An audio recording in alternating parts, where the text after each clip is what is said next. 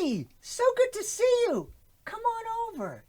In fact, ask somebody that you love to join you. Snuggle up together because I've been asked to read you a story. It's called The Great Maritini. The Great Maritini was written by me, Jedlie. The illustrations were created by my niece, Tiffany Doherty. She's like a wicked talented artist. Now the book is dedicated to my mom. Her name was Betty Doherty, and she taught so many people how to love. And that's what this story is all about, love. The story is about a magician who lived hundreds and hundreds and hundreds and hundreds of years ago. His name was Sam. Well, that's what his family and his friends called him. He had a stage name. Throughout all of the land, he was known as the Great Maritini. Sam would begin his shows in the most dramatic fashion. His assistant would silence the crowd and make an announcement. Ladies and gentlemen, boys and girls, children of all flavors, introducing the Great Maritini. On hearing his name, Sam would run out of the wings and leap to the center of the stage and shout, "Ta-da!" Unfortunately, he was often overexcited, and when he tried to leap, he would accidentally fall off the stage and land on the people in the audience. For that reason, Sam's assistant would always try to seat fans with extra padding in the front rows. The Great Maritini was known for doing many amazing feats of magic. Well, he was famous for trying many amazing feats of magic. He once tried to pull a rabbit out of a hat, but somehow he got things mixed up and pulled a hat out of a rabbit. The rabbit was not amused. And do you know that trick where the magician cuts a person in half? Sam was able to do the first part of that trick perfectly.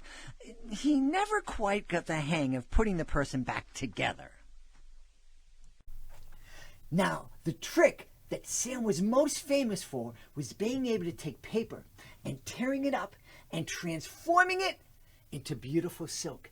And that was a big deal because hundreds and hundreds and hundreds and hundreds of years ago, silk was very, very valuable. Sam's assistant would bring out beautiful colored pieces of paper. Sam would take the paper, hold it high over his head. He would tear it again and again and again. After the paper was torn into little pieces, Sam would place the papers inside a pan, hold the pan over his head, smile, and say the magic words, "I am the Great Maritini." At that, the Great Maritini would open the pan, lift the silk out of the pan, and wave it across the stage. As he did, it would get bigger and bigger and bigger, and the audience would applaud enthusiastically. Before the applause ended, Sam would return to the front of the stage, careful not to fall back onto the fans with extra padding, and take a bow. After the show, it would be time for him to move on to the next town. Now, because the Great Maritini lived hundreds and hundreds and hundreds and hundreds of years ago, he couldn't drive or take a plane or a train. He would have to walk. And when he walked with a lot of swagger. It was on a journey from one town to another, with no crowds around to applaud, that the Great Maritini performed his greatest transformation of all. While he was walking down a long, lonely road, he looked ahead, and in the distance he saw what looked like a clump. He kept his eye on the clump. As he moved closer to the town, he noticed that people were stepping over the clump. Some of those people acted as if the clump wasn't even there. Others seemed to notice the clump, but would move away from it quickly. As he entered the town, he was horrified to discover that he hadn't been looking at a clump. He had been looking at a human being, someone who had been robbed and beaten and left to suffer. The great Maritini's heart was filled with compassion and caring, and it was at that moment he performed the greatest transformation of all.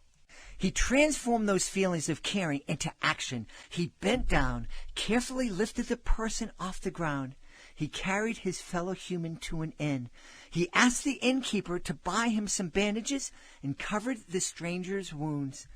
The greatest transformation of all is transforming feelings of caring into action to help another human being. I hope you enjoyed the Great Maritini. Even more, I hope you always remember that if you ever see anybody who's lonely, who looks left out, who's hurting, that you will have the courage to transform the feelings of caring that you feel into action and to help that person. I hope I see you all again real soon.